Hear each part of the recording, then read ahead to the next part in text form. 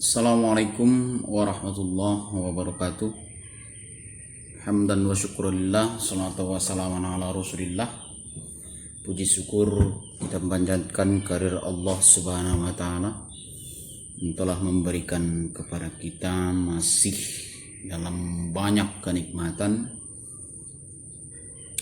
seperti kesehatan dan kesempatan, sehingga kita masih dalam keadaan sehat walafiat walaupun di dalam kondisi pandemi COVID-19 seperti saat sekarang ini. Sahabat-sahabat, mari banyak berdoa kepada Allah Subhanahu wa taala supaya kondisi ini segera berakhir dan jalan keluar terkait dengan kondisi ini dapat ditemukan.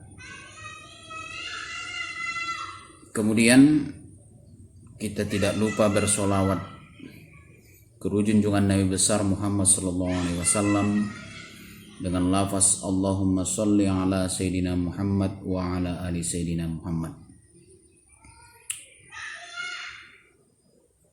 Sahabat-sahabat sekalian, ini adalah pertemuan ketiga terkait dengan perkuliahan walaupun dalam kondisi daring. Pertemuan pertama kita sudah membahas kontrak belajar, kemudian satuan acara pengajaran yang sudah saya sebutkan, dan saya ingatkan kepada komisaris untuk mengirimkan kelompok-kelompok terkait dengan pembahasan materi selanjutnya. Setelah pertemuan ketiga ini, maka yang akan menjadi pembahas adalah kelompok melalui baik dia aplikasi Google Meet, Zoom, atau yang lainnya. Saya umumkan satu hari sebelum pelaksanaan perkuliahan. Oke, baik.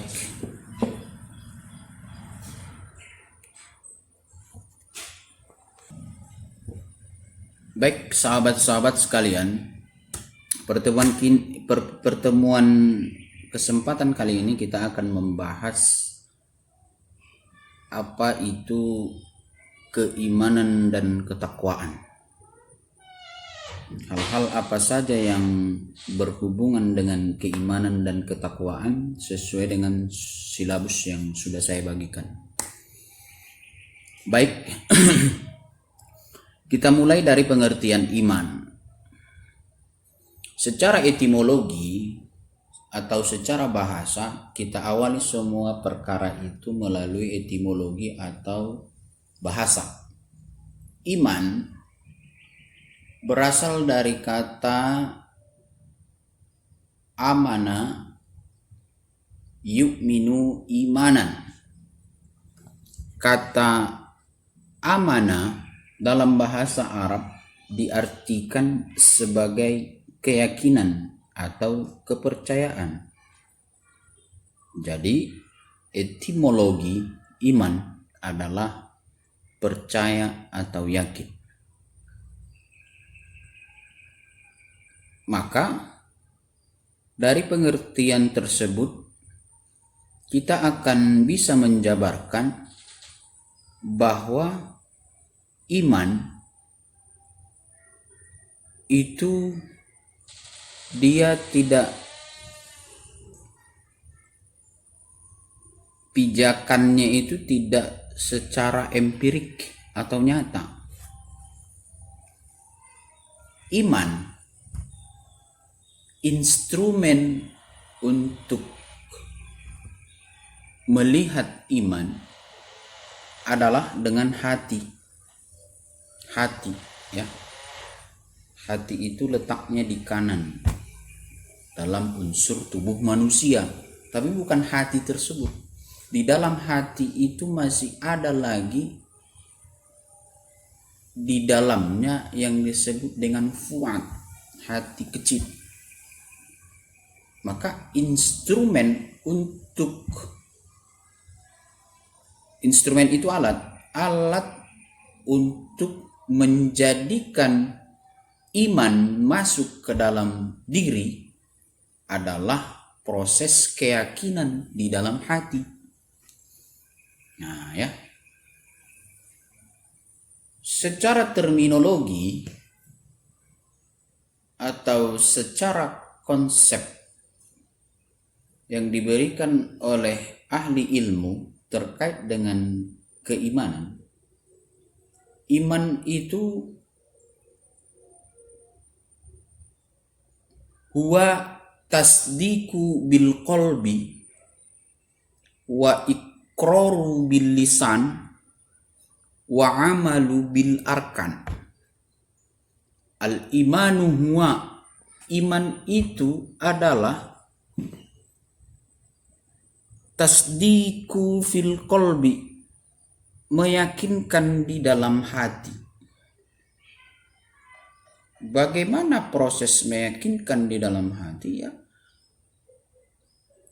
kita harus menghujamkan dari berbagai sudut empirik sesuai dengan apa yang sudah kita bahas di minggu sebelumnya terkait dengan pengenalan Allah melalui ayat-ayat kauniyah dan Qur'aniyah. Dari apa yang kita lihat, apa yang kita telaah, apa yang kita lihat di dunia ini, harusnya itu merupakan cara untuk menghujamkan keimanan itu di dalam hati. Maka ditasdik, diyakinkan, dipersaksikan bahwa di hati itu ada Allah Subhanahu wa ta'ala. Itulah iman huwa tasdiku bil qalbi. Apakah cukup sampai di situ saja? Tidak. Oke, kalau anak tingkatan SD, TK, dan SMP, maka definisi iman itu adalah meyakinkan di dalam diri. Bagaimana cara meyakinkan di dalam diri itu? Wallahu a'lam bissawab. Jadi, kalau sudah tingkatan mahasiswa, keyakinan itu tidak bisa dibuktikan kalau tidak ada hal faktor yang lain yang mendukung terkait dengan hal tersebut. Maka iman huwa tasdiku bil qalbi, dia adalah proses meyakinkan di dalam diri, tasdik. Lebih daripada itu harus wa iqraru bil lisan. Wa iqraru bil lisan, diikrarkan dengan lisan. Antashhada alla ilaha illallah wa anna muhammadar rasulullah. Kan? Wa aqimus shalah wa ita'iz zakah wa tasuma ramadan wa tahujjal baiti man istata'a ilaihi sabila. Diikrarkan dia itu dengan lisan. Bagaimana cara kita sudah diyakini? Apakah cukup hanya diyakini untuk mengingat atau mengimani Allah? Tidak. Maka di setiap sholat atau yang baru masuk Islam atau kita yang baru lahir diberikan kalimat-kalimat tauhid di dalamnya. Contoh, dalam sholat di 5 kali sehari semalam ada sebutan asyhadu alla ilaha illallah wa asyhadu anna muhammadar rasulullah. Kalau tidak dibacakan itu, maka sholat kita batal, sholat kita tidak sah, karena itu adalah bagian daripada rukun sholat. Rukun, hal yang terdapat di dalam setiap perbuatan yang wajib dilaksanakan. Kalau tidak dilaksanakan, maka hal tersebut batal. Itu adalah syarat wajib sholat. Rukun sholat ya, rukun. Maka kembali ke yang tadi, wa iqraru bil lisan, kalau sudah ditasdikkan di dalam qalb, di dalam hati, maka diikrarkanlah dia di dalam di lisan kita, diucapkan. Apakah cukup sampai di situ saja? Tidak. Iman dia itu sudah ditasdikkan di dalam hati, diikrarkan dengan mulut, lisan. Ada lagi satu instrumen lagi, diamalkan dengan perbuatan, wa amalu bil arkan, dan diamalkan dengan anggota tubuh. Maka dari pengertian terminologi terkait dengan iman, maka kalau kita sudah dalam tingkatan mahasiswa, pengertian keimanan itu sudah lebih memadukan antara hati, lisan, dan perbuatan. Jika terjadi koheren, persambungan antara apa yang diucapkan, apa yang diyakinkan di dalam hati, dan apa yang diamalkannya, maka itulah yang disebut dengan orang yang beriman. Tidak cukup dikatakan orang yang beriman itu hanya diyakini dalam hati, maka itulah yang memunculkan contohnya hanya dia Islam itu sebagai Islam KTP saja, di identitas saja dia. Oke, kita tidak bisa melihat atau tidak bisa menilai bahwa keyakinan itu kalau hanya di dalam hati, kan hanya diri kita sendiri itu yang mengetahui dan bisa menilai diri kita bahwa kita itu yakin. Personal, itu personal. Kemudian setelah kita ucapkan, maka akan terjadi aplikasi dari apa yang kita yakini. Kita ucapkan artinya kita melaksanakan segala sesuatu yang diperintahkan Allah dan meninggalkan apa yang dilarang oleh Allah Subhanahu wa ta'ala. Jadi saya ulangi di sini, kalau sudah tingkatan mahasiswa, yakin dalam hati, ikrarkan dengan lisan, dan amalkan dengan perbuatan badan. Dan jika ketiga komponen ini sudah menyatu di dalam diri kita, maka sesungguhnya kitalah yang disebut dengan orang yang beriman. Yang lain belum sempurna imannya. Belum sempurna. Kalau masih keyakinan saja di dalam hati, atau 2 dari 3 tersebut, atau 2 dari 3, misalnya keyakinan dalam hati ditambah dengan apa namanya, diucapkan dengan lisan, belum diamalkan, maka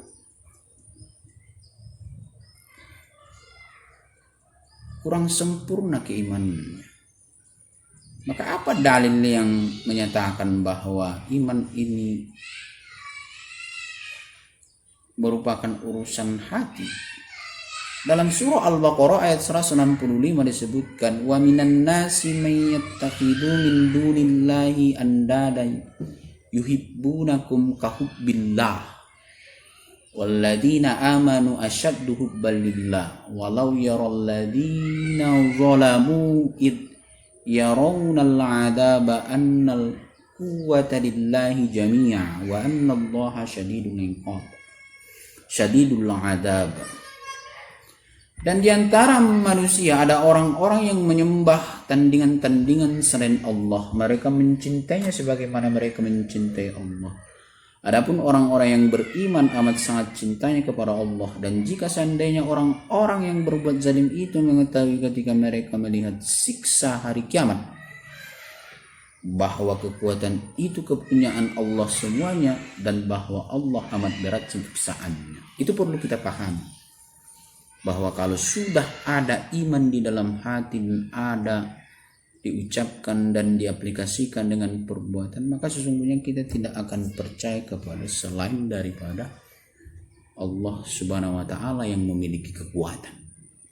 Maka kita dengan bahasan sebelumnya ada ajimat, ada animisme, ada dinamisme, politeisme dan monoteisme.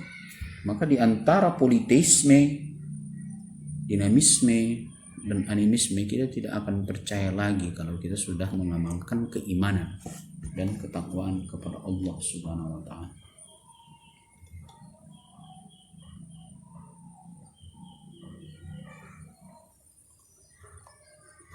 Gini, sahabat-sahabat sekalian, kalau sudah mengetahui definisi maka ada tanda-tanda orang yang beriman. Perlu kita ketahui bahwa tanda-tanda orang yang beriman itu ada. Apa? Yang pertama, jika disebut nama Allah Subhanahu wa taala, hatinya bergetar. Ya. Jika dibacakan ayat Allah maka hatinya bergetar. Apakah macam getaran orang yang bergoyang? Tidak. Misalnya seperti ini.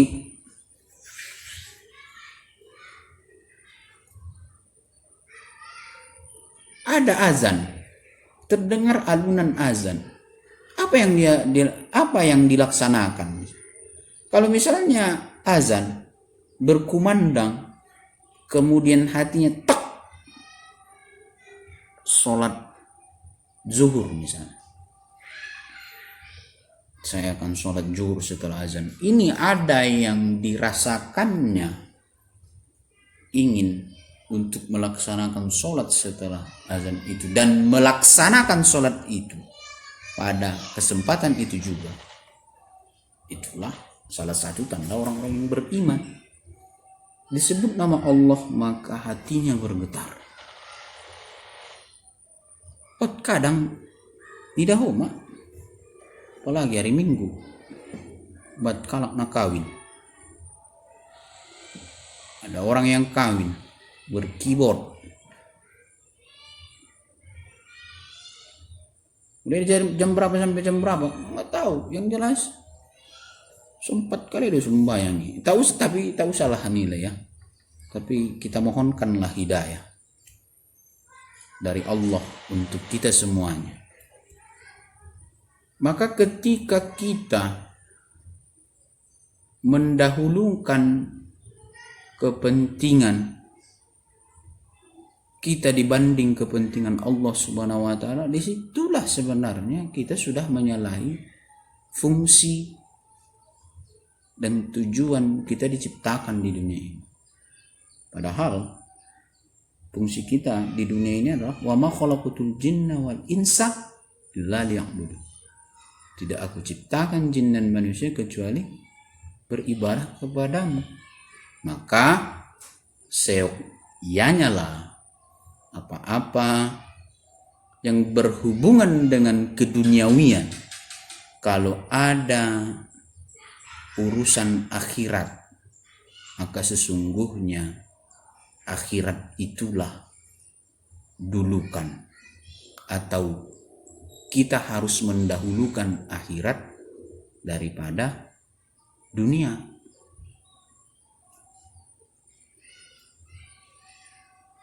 Karena apa? Karena sudah disebutkan oleh Allah di dalam firman-Nya, wal akhiratu khairul laka minal ula. Dan sebaik-baik yang harus dipersiapkan itu adalah hari akhir. Kemudian lebih baik hari akhir ini daripada hari yang pertama atau dunia.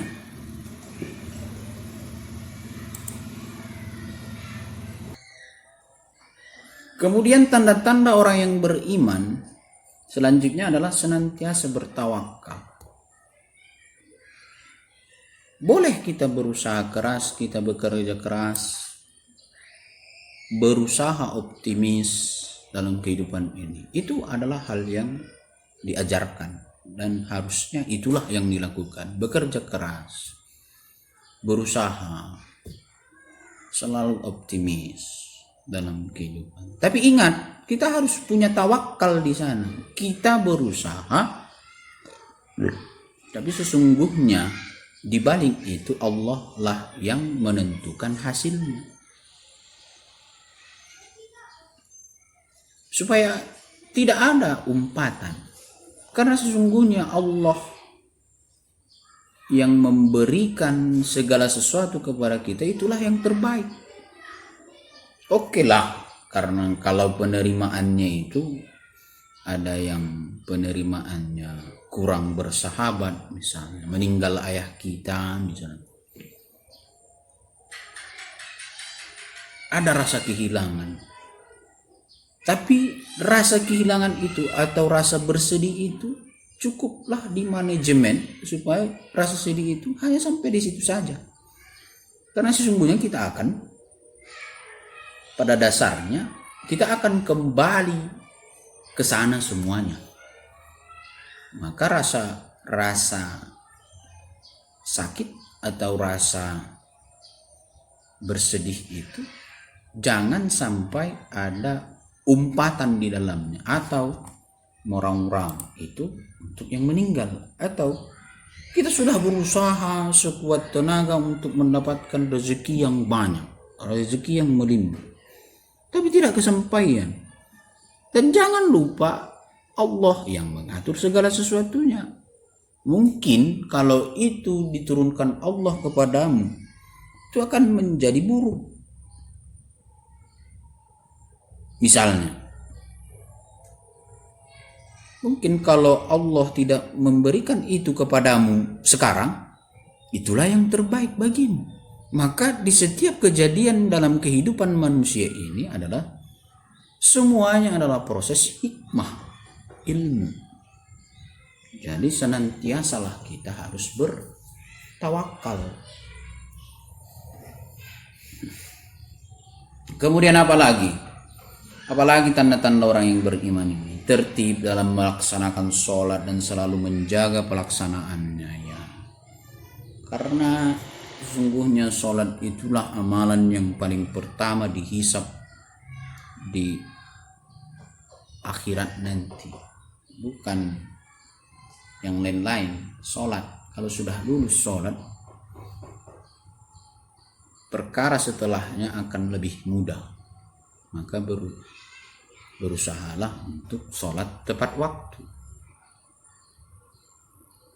Kalau tidak bisa tepat waktu, ya sholat, jangan sampai tinggal. Kemudian apalagi tanda-tanda orang beriman ini? Menafkahkan rezeki yang diterimanya, kemudian menghindari perkataan yang tidak bermanfaat dan menjaga kehormatan. Ya, jagalah kehormatanmu.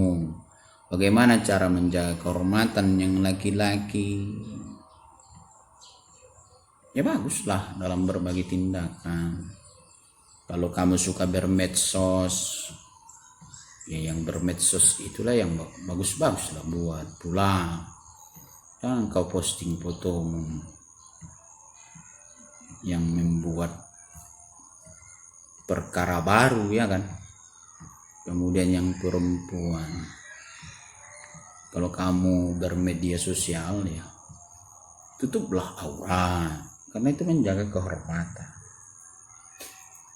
Karena menjaga kehormatan ini luas pembahasan. Kira-kira kan macam baju di toko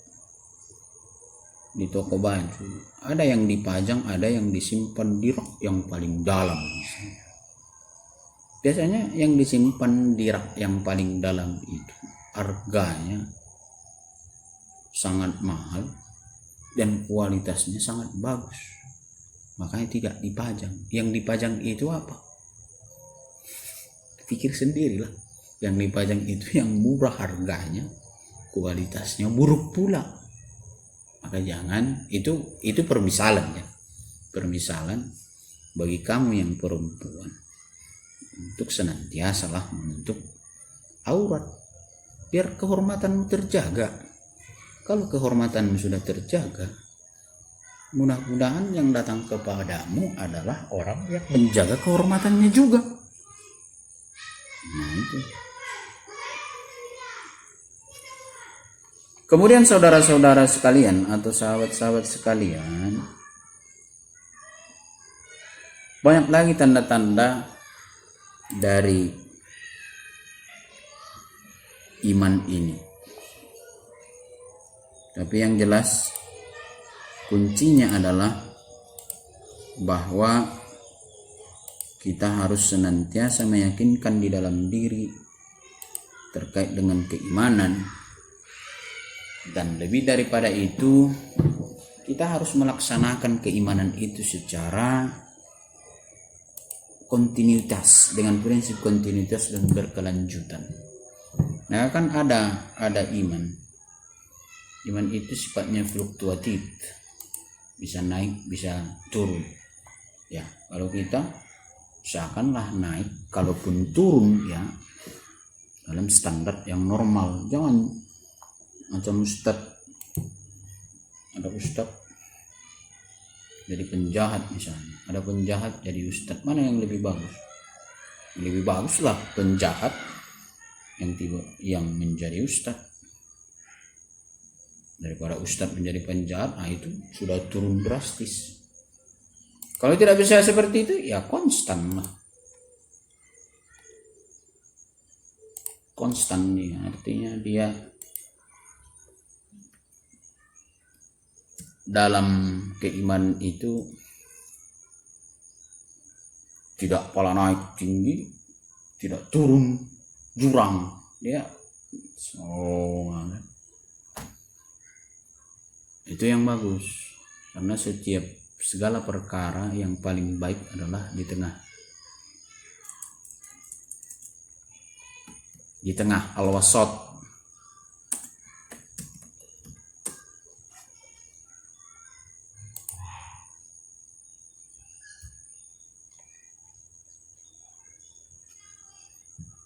Sudah. Kemudian kita akan bagaimana sesungguhnya proses terbentuknya iman. Proses terbentuknya iman itu dimulai dari kita dalam kandungan. Misalnya gini, sebelum kandungan pun ada kan pendidikan pranatal. Dalam Islam pun dikaji tentang pemilihan jodoh. Pemilihan jodoh itu yang bagaimana? Ada 5 kriteria. Kau lihat kecantikannya, kau lihat hartanya, keluarga atau nasabnya, dan yang paling terakhir apa? Agama. Kamu boleh melihat yang 4 ini, tapi kalau sebaik-baik perkara yang pertama, harusnya yang dilihat pertama kali adalah agamanya. Ada nggak agamanya? Paham dia nggak beragama? Itu yang lebih baik. Aku dapat kotong dengan kriteria misalnya nalimai, jarang deh. Bersyukur mahu dapat ku nalima kategori. Yang ku dapat, utama matong agama nai. Karena di sana pendidikan pranatal itu perlu, pendidikan masa kandungan. Kalau dia paham dengan agama, maka orang tua kalau sudah tahu ada janin di perutnya, maka dia akan misalnya membacakan ayat-ayat, mengaji, membaca Al-Quran. Kemudian lain daripada itu, dia akan membacakan ayat-ayat suci Al-Quran kepada bayinya. Bayangkan, sesungguhnya bukan musik klasikal yang harus diperdengarkan kepada si bayi, tapi apa? Ayat-ayat Allah. Ayat-ayat Allah, supaya di dalam kandungan pada proses pembentukan otak, di memorinya yang pertama kali muncul adalah ayat-ayatnya Allah. Sudah. Nah, dari situ, itu dari kajian pranatal. Kemudian ada lagi cara melihat, maka pendidikan pranatal itu adalah erat kaitannya dengan pendidikan keluarga. Tapi itu semua tergantung kepada kita, ya, pribadi. Oke. Kemudian apalagi yang perlu kita bahas?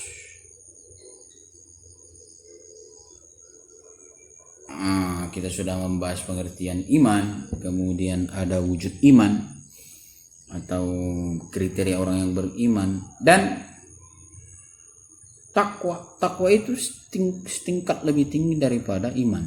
Iman itu orangnya mukmin, takwa muttaqin, di atasnya lagi. Orang yang sudah bisa melaksanakan perintah Allah Subhanahu wa taala dan meninggalkan segala larangannya. Maka takwa gini, Islam orangnya adalah muslim. Kalau dia Islam, syaratnya paling sederhana adalah syahadat. Apakah dia sudah melaksanakan Islam? Itu tidak. Kalau sudah melaksanakan Islam berarti dia sudah beriman. Maka sebutan iman itu adalah mukmin. Maka kaji dalam Al-Quran, ya ayyuhan nas, berarti itu manusia. Ya ayyuhalladzina amanu, berarti dia sudah Islam dan sudah mengamalkan Islam itu walaupun belum sempurna, mukmin. Maka setingkat lebih tinggi daripada mukmin adalah orang yang disebut dengan muttaqin, artinya orang-orang yang bertakwa. Jadi tingkatan yang paling tinggi di antara 3 level ini adalah muttaqin. Di atasnya ada lagi mukhlisin dan lain sebagainya. Kalau sudah muttaqin, maka dia sudah zuhud, sudah mementingkan kepentingan ukhrawi, walaupun dalam tataran kehidupannya dia masih menyeimbangkan antara kehidupan akhirat dan dunia. Gitu. Maka apa hubungan iman dan takwa? Itu seterusnya. Maka kan judul kita kan hubungan keimanan dan ketakwaan. Kenapa dua kata ini bisa dikoherenkan atau bisa disambungkan atau ada hubungannya? Karena satu,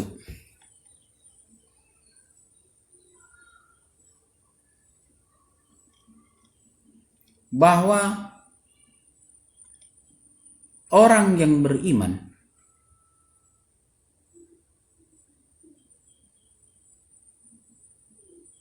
belum tentu dia bertakwa.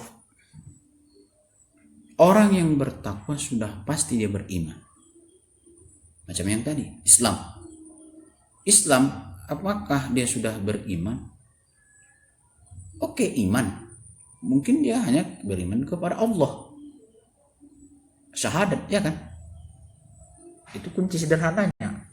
Apakah dia sudah mengamalkan rukun iman yang 6? Belum tentu. Maka dia disebut muslim. Jadi ada tingkatannya iman.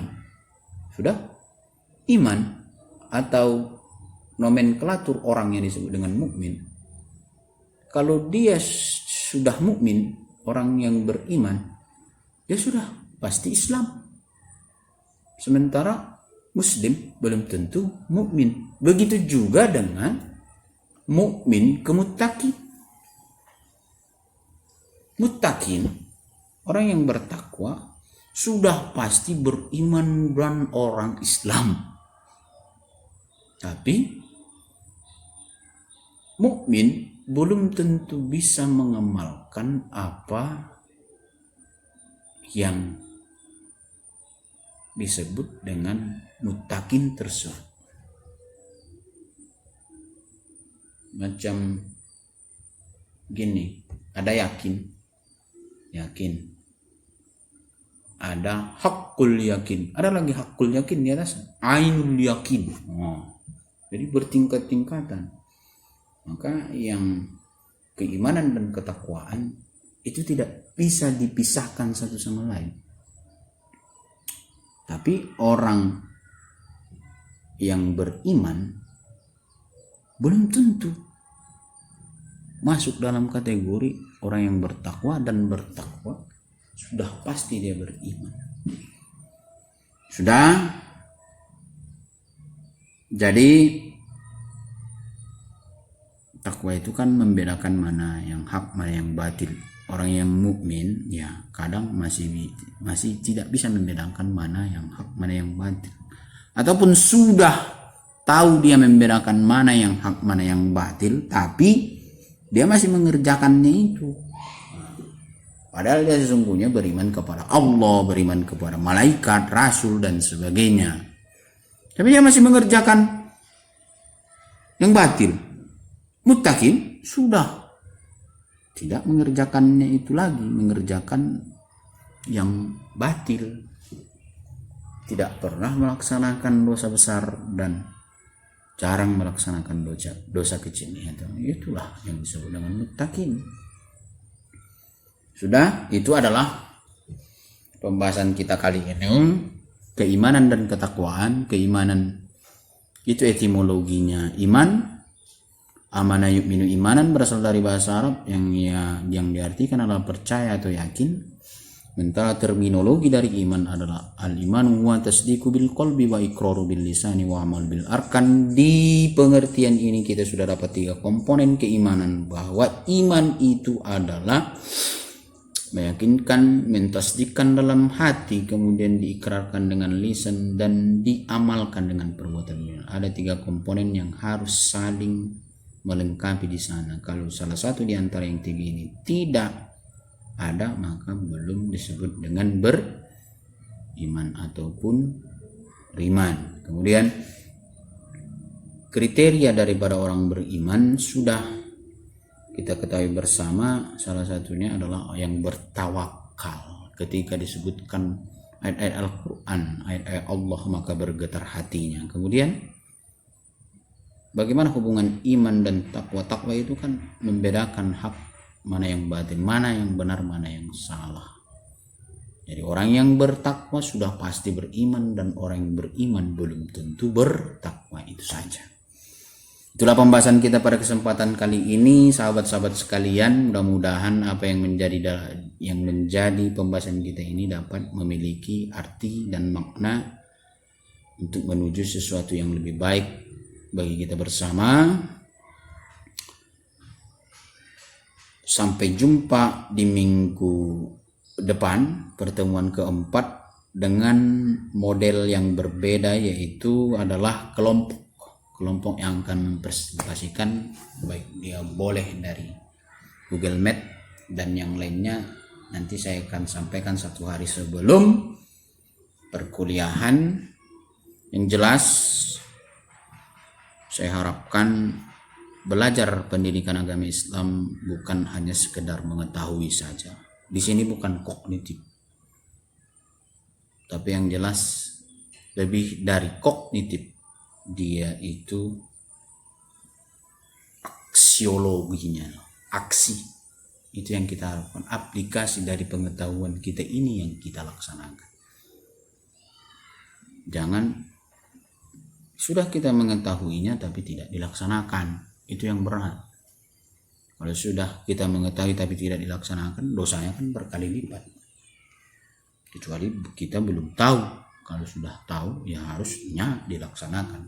Oke sahabat-sahabat sekalian, mungkin ini adalah akhir dari pertemuan kita pada kesempatan kali ini. Pahami. Dan tugasnya untuk absen di pertemuan ketiga, silakan buat rangkuman dari apa yang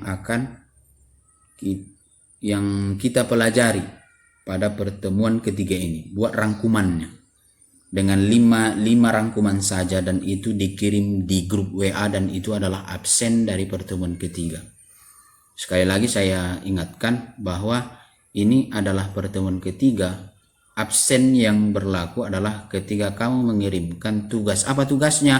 Tugasnya adalah membuat rangkuman sebanyak 5 terkait dengan materi kita yang saya sampaikan pada kesempatan kali ini, yaitu keimanan dan ketakwaan. Oke? Kita akhiri. Wallahul muwaffiq ila aqwamit thoriq. Wassalamualaikum warahmatullahi wabarakatuh.